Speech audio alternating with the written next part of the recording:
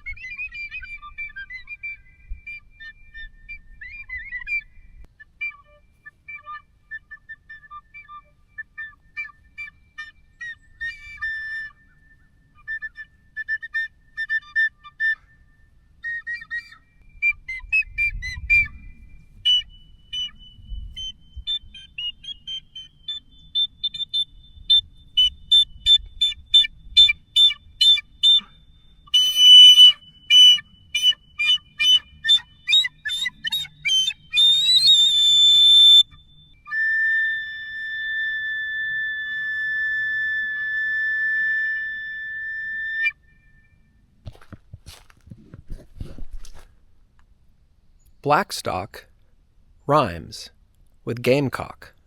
Gamecock, Blackstock. Blackstock, Gamecock. The Gamecock rhymes with Blackstock.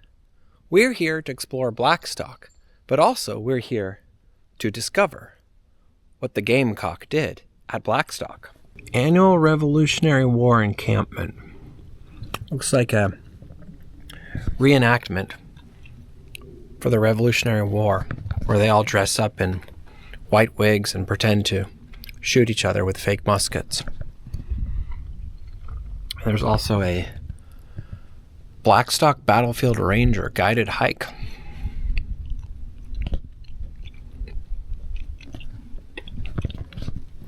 For the historians.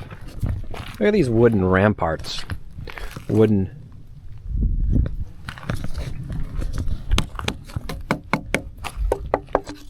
fences. Fancy fencing that has these vertical poles.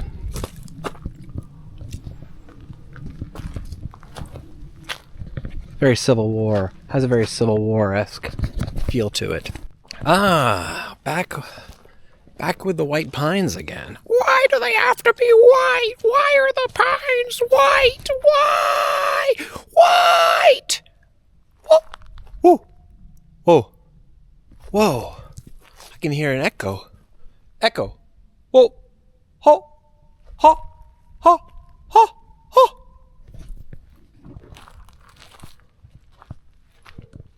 Whoa! Whoa! Whoa! Whoa! I hear an echo here. Why? It's echoing. So there's an echo to Blackstock Battlefield. You can hear an echo here. I don't know why, but it is an echo. Hello. Ho. Ho. Ho. Ho. Ho. Hallway echo.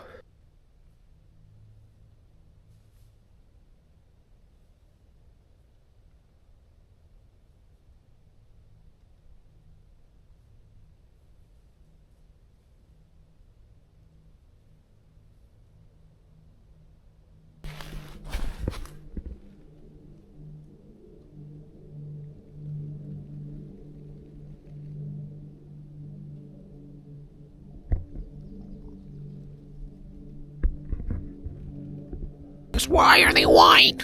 Why are the pines white? Why are they called white pines, and why is it called Blackstock? It's too close to so many bad words. Why are the pines white? Why are the pines white? Why are they called white pines? White's it's not a good word these days. Why? So right now we're about to enter a clearing from where the forest meets Blackstock Farm, where there'll be rolling hills and an open farmland. This is the cover. The woodsy cover, where the U.S. militia camped out, hid out, and ambushed the Brits. Lots of covering here, as you can see. Lots of opportunity to hide. and enact guerrilla warfare.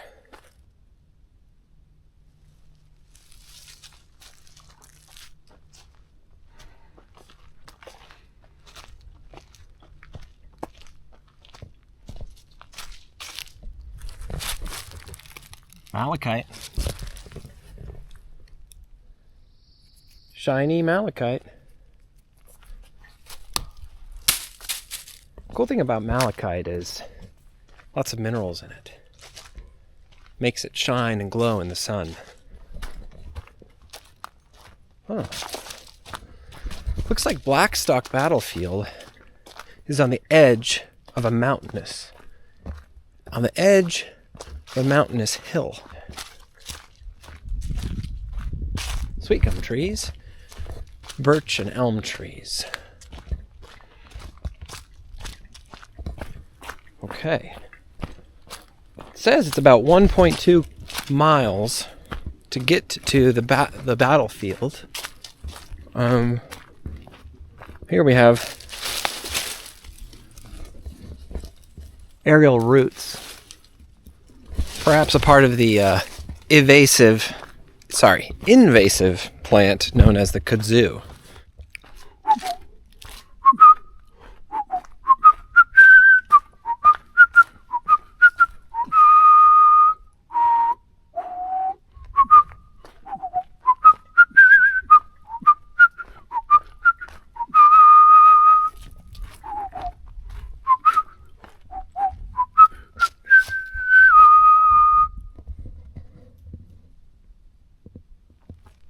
The entryway to Blackstock battlefield. So much covering for the Americans, the revolutionaries, the militia.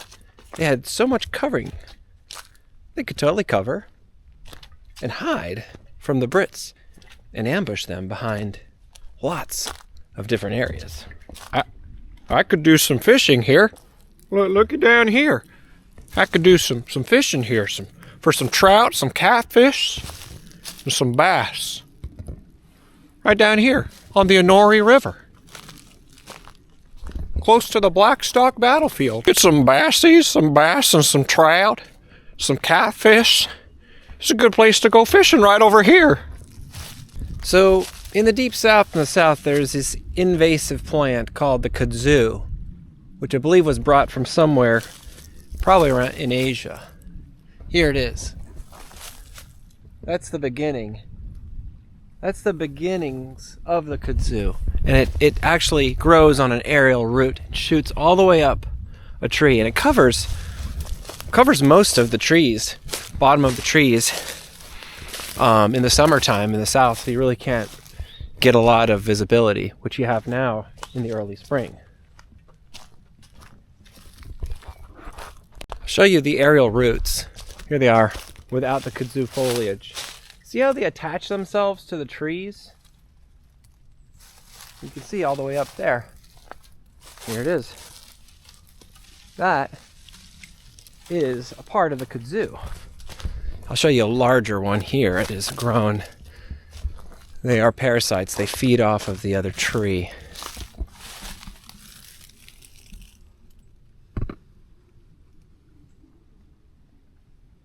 That is the Kudzu.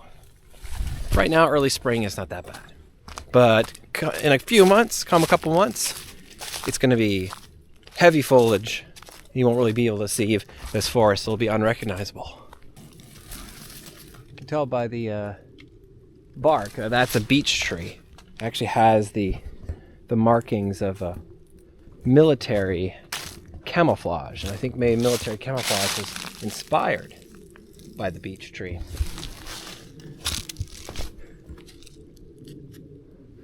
When I see mushrooms growing on a tree like this, think of that video game.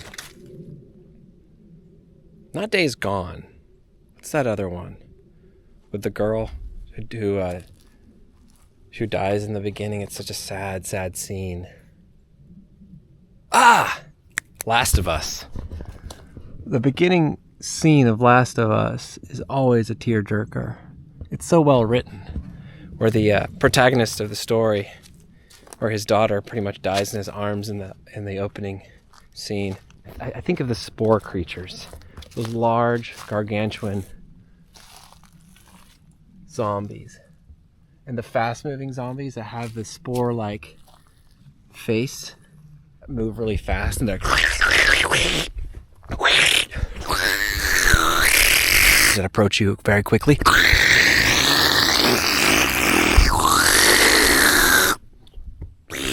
They do that little rattle.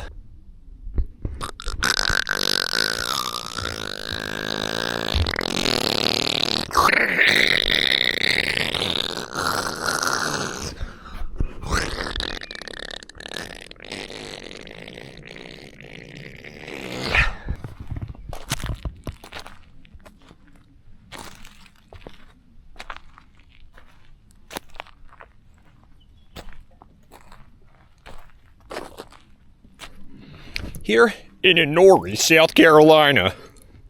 Here in South Carolina, Enoree.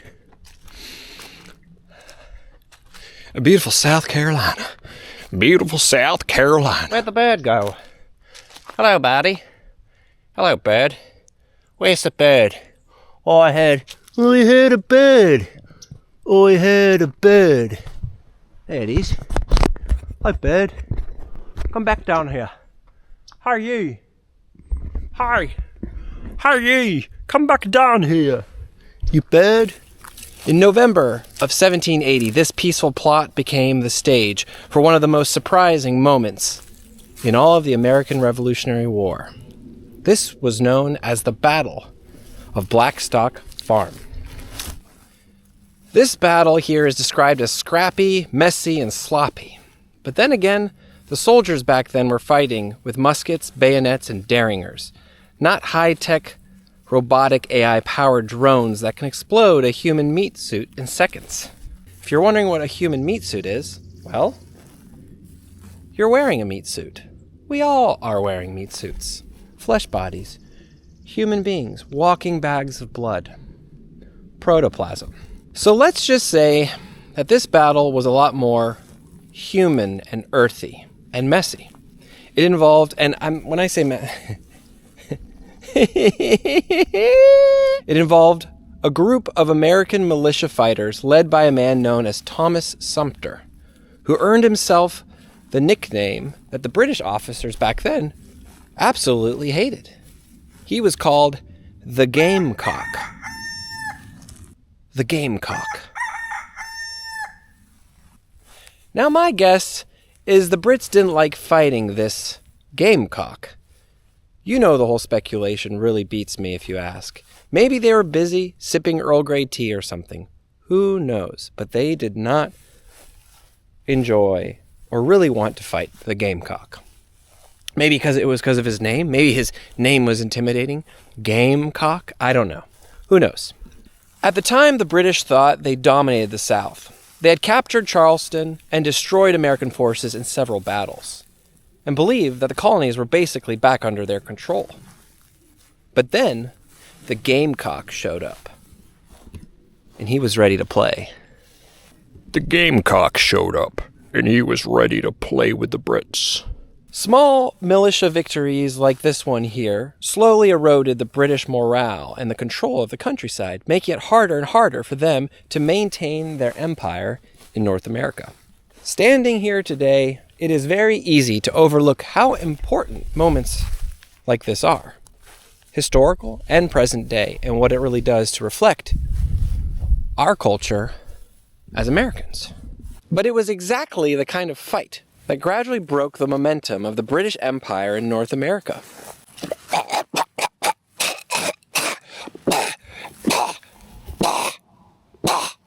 Whoa, I can hear an echo here.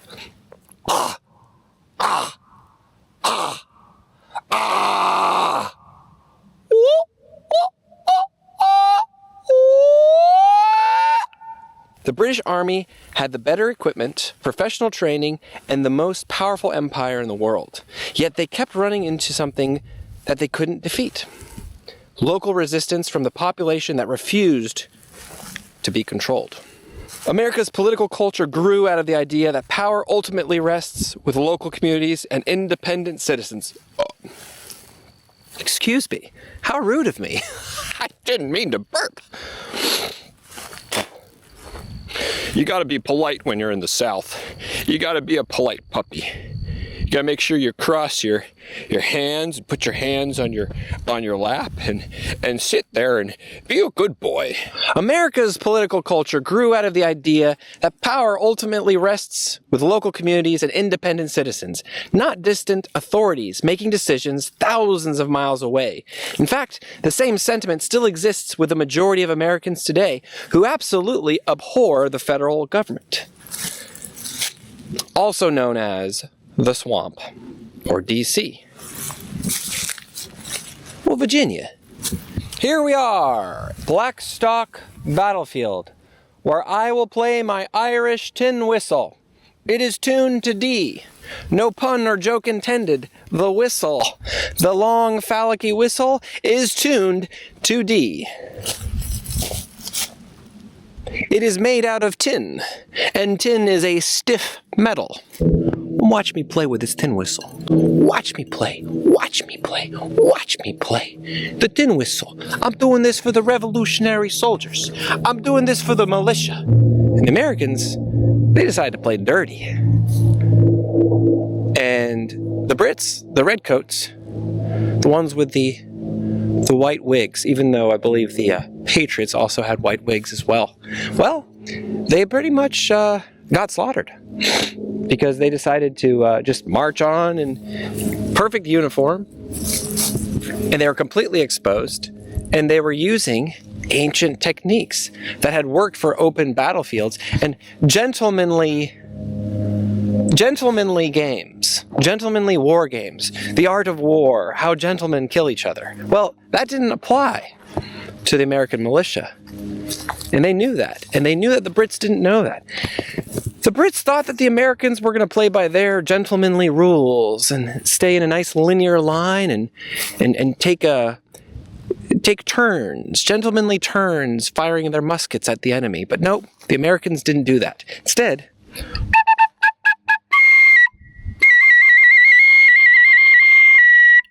Instead, the Americans ripped them a new one.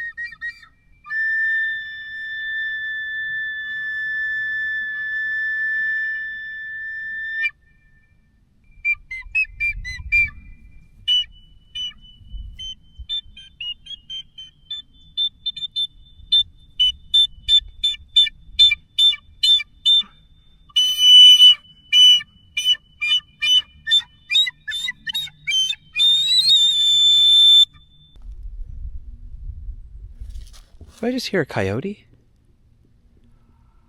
Oh no, it's not a coyote. That's a woodpecker. Okay. Plus, I don't know if a coyote is going to gang up on me and rip me to shreds. Especially during the day.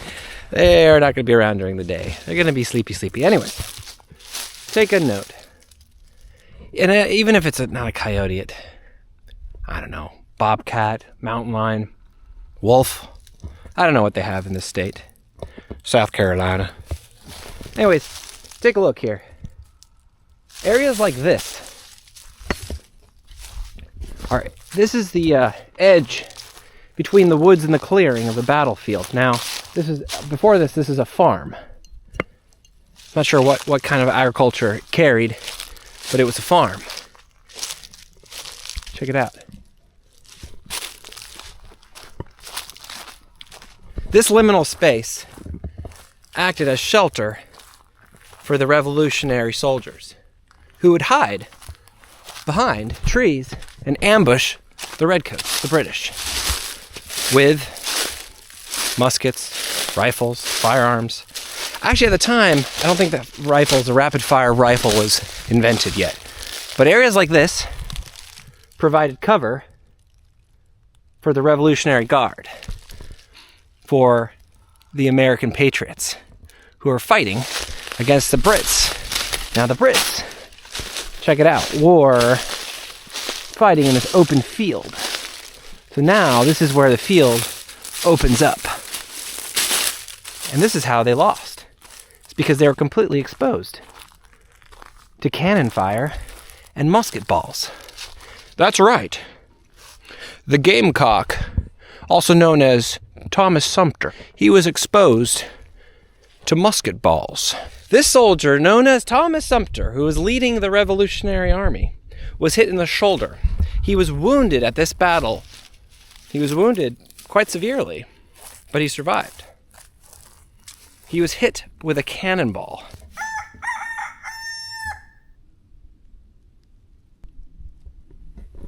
Notice the difference between this clearing and this is where the cover provided the Revolutionary Army and the Patriots cover from the Brits, allowing them to win this battle.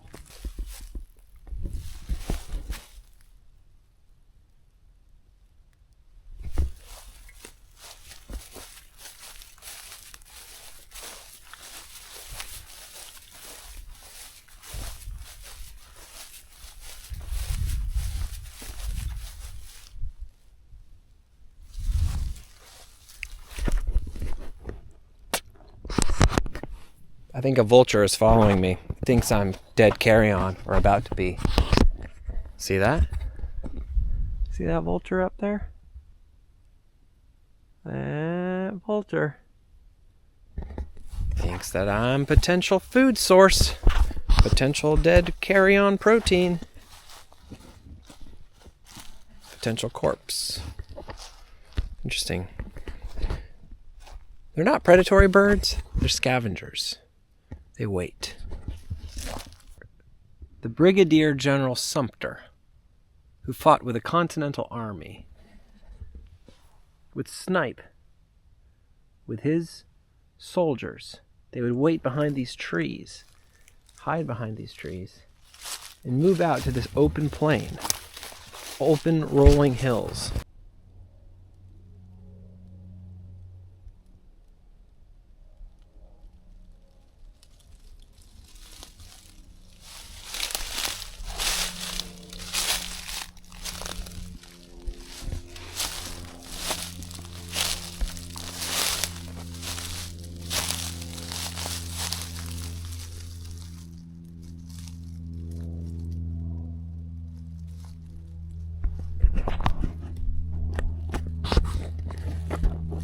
Can you imagine being here some odd 200 years ago as a revolutionary soldier, conscripted to fight for the Continental Army? And here you are, hiding behind pine trees, loading your musket, or sharpening your bayonet. Here you are, waiting for the British to show up in their formations. in their Romanesque, Roman-inspired, tightly formed formations, marching to a drum or to a tin whistle.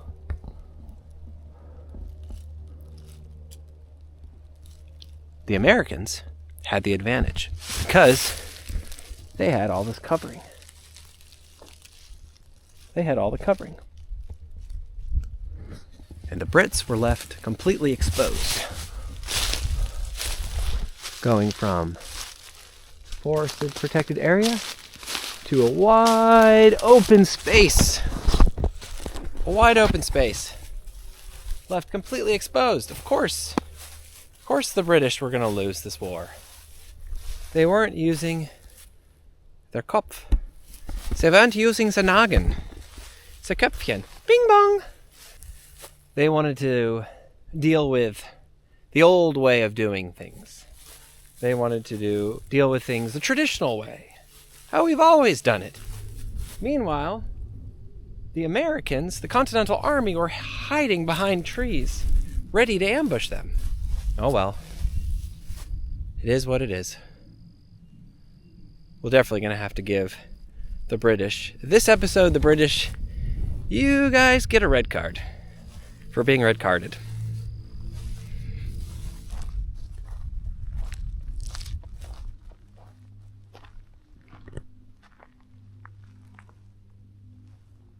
And when British cavalry commander Banastre Tarleton came charging into this farm expecting an easy victory, well, he was dead wrong. This is the spot where our independence was fought and won over the world's most powerful empire. Today we're walking on the same ground where militia fighters crouched behind rail fences, where British dragoons charged across open fields, and where a small American force managed to punch far above its weight class.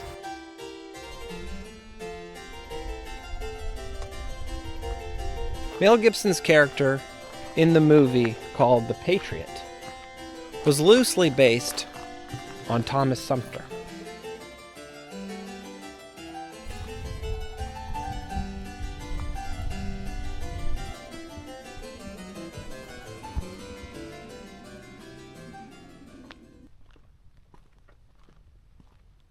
Gotta take a quick moss break, people, for my viewers here. I mean, this is always a great thing. Hard to do if you live in the desert. I lived in the desert for years and I couldn't really find good moss. But in deciduous lowlands of the southeast, you find plenty of this.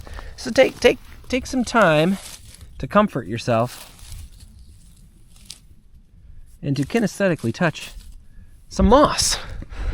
Some nice green moss. It's almost like a woolly animal, if you will. Almost like a cat or a dog or a puppy. Puppy of the grass, a grass puppy. It calms my tism. It really does. It relaxes it. Oh. Do you hear that? The rattling of the leaves. They have something to say as well. This auditory message is brought to you by a dry leaf in the wind in the spring. All right, Mr. Leaf, what would you like to tell the world?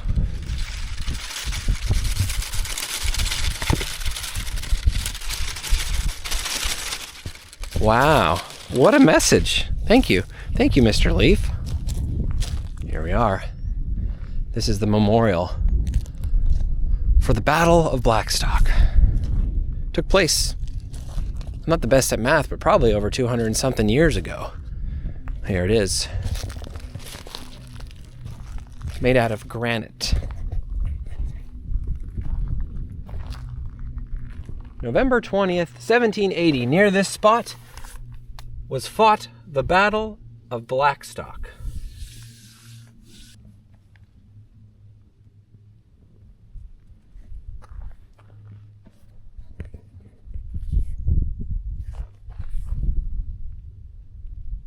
Wowzers in my trousers. Ain't that something? Ain't that interesting? Ain't that meaningful? Ain't it something? Actually, ain't it Sumter? Thomas Sumter. Ain't it Sumter? He's the one that cleaned up here. Senor El Sumter. Sumter. What's cooking? A good looking. Good looking. What's cooking? The British soldiers, yeah. Well, we're going to take a little ADD moment here to do a little tree identification. But really, I'm too lazy to go on Google Images and look up the tree. But I'm just going to take a shot and a guess. An elm tree? Maybe a beech tree? It's a beautiful tree. We'll just leave it at tree. Sometimes in life, you don't have to know all the details about something. Sometimes a tree is a tree. Maybe knowing the difference between a deciduous tree and a coniferous tree is fine. You know, you don't need to know the genus.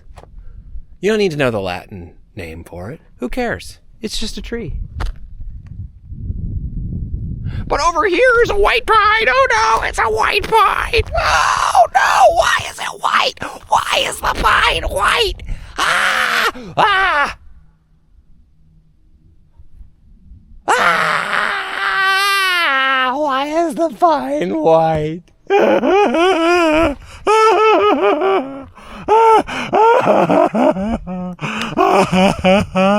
Why do the tree people? Why the botanists? Why did they have to call the pine white?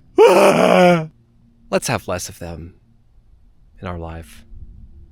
That's my best impression of someone who hasn't processed guilt. That's a red card.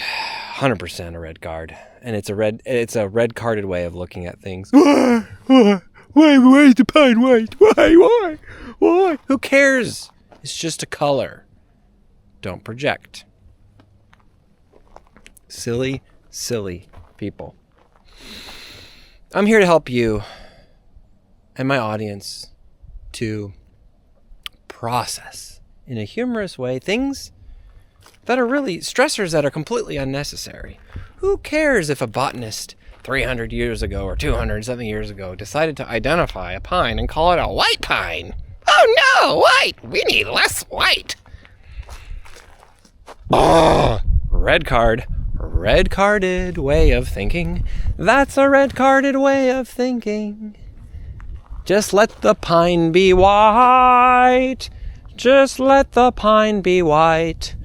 Just let the pine be white. It doesn't have to be right. It's just a white pine. It's not left or right. It's just a white pine. It's not left or right. It's just a white pine. It's not left or right. It's just a white pine. But why? But why is it white? Ah! Well, I'm not gonna lie. I kind of do want to identify this tree, so I can let y'all know what it is. So we're gonna go to Google Image. We're gonna identify this tree. Tell me what you are. Tell me what you are, baby. Wow! Right next to the white pine. We have a blackjack oak next to a white pine. Oh my goodness. See? That, ladies and gentlemen, is true diversity. In nature, God is inclusive. Small militia victories like this one over here eroded British control of the countryside, making it harder and harder for them to maintain their empire in North America. Standing here today, it is easy to overlook how important and decisive moments like this were in our history. The British Army had the better equipment, professional training, and the most powerful empire in the world, yet they kept running into something they couldn't defeat: local resistance from the population that refused to be controlled. America's political culture grew out of the idea that power ultimately rests with local communities and independent citizens. This is the place where the British Empire drew their final breaths of air. Thanks to guerrilla warfare and the art of fighting unconventionally, Americans were able to gain their independence. This thusly created a brand new country that in the world standards is honestly quite young. It's a baby. It's a little baby country. It's a teeny bopper country. Yeah, it's a teeny bopper country. Teeny boppers. That's what I call the Gen Zs. Zini boppers. Gen Z zini bopper. Are you a Gen Z zini bopper? Oh, is that a Gen Zini bopper? Zini teeny. Anyways, this military skirmish broke British power and demonstrated to the Empire that the southern colonies were too big, unstable, and far too expensive to hold, causing them to retreat back across the pond.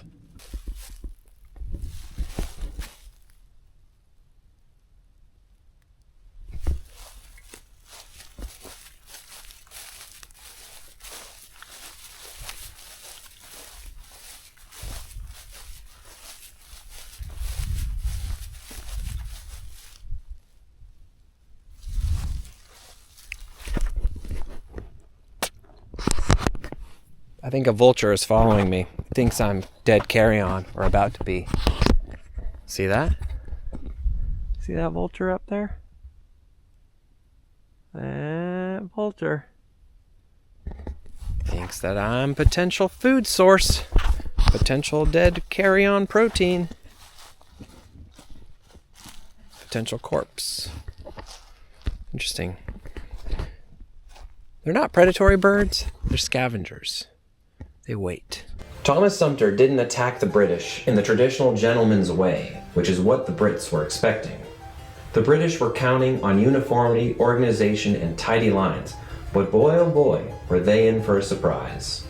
The American militia were farmers, woodsmen, and frontiersmen who knew the landscape like the back of their hand. So instead of standing in neat formations, waiting to be shot at politely, they used forests, fences, hills, and barns as cover to evade and snipe at their enemy. This was the beginning of modern-day guerrilla warfare. In the end, what won the Americans this strategic victory was the method of using the state's swamps and forests to ambush the Brits guerrilla style and then vanish back into the cover.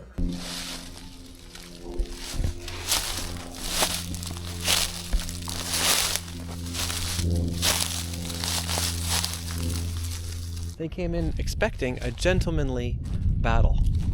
Yet, they received nothing like that.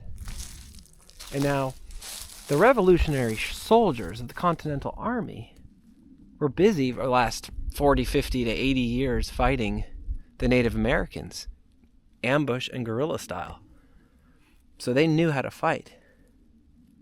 They knew how to fight using cover. In fact, they had to for survival. So the inspiration really was probably from the locals. The local colonists, also known as the Continental Army, was inspired by all the wars and all the battles and skirmishes that they fought against the Native Americans. Because the Native Americans, they knew how to fight in the forest using covering. Keep in mind, this is before Kudzu was around.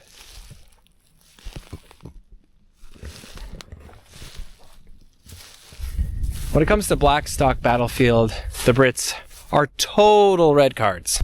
Oh well. It is what it is. And interestingly enough, what happened here informs us about how the US still operates today as a military force. In this battle, the Americans had about 1,000 militia members, and the Brits had roughly 350. The British suffered 90 deaths and the US 50 deaths. During this battle, Thomas Sumter's men were sabotaging British supply lines, raiding outposts, and disappearing into the woods before regular troops could catch them. Sumter placed his men behind fencing and farms, which gave them excellent cover. When the British infantry attacked, they had to cross open ground and an open field, exposing themselves to a full frontal attack completely vulnerable.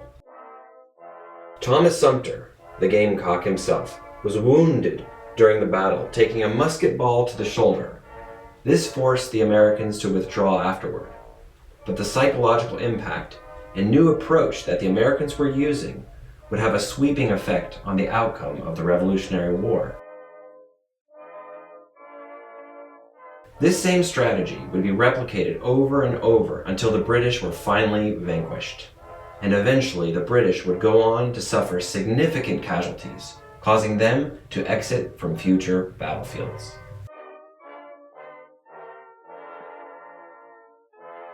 I hope you enjoyed yourself today at this historic site.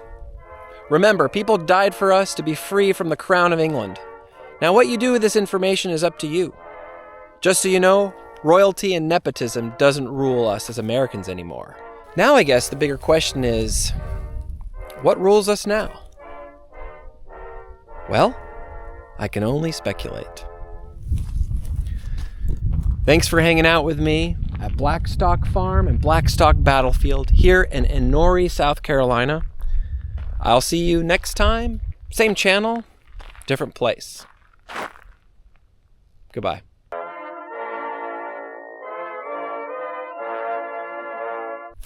What's cooking? A good looking. The British soldiers, yeah.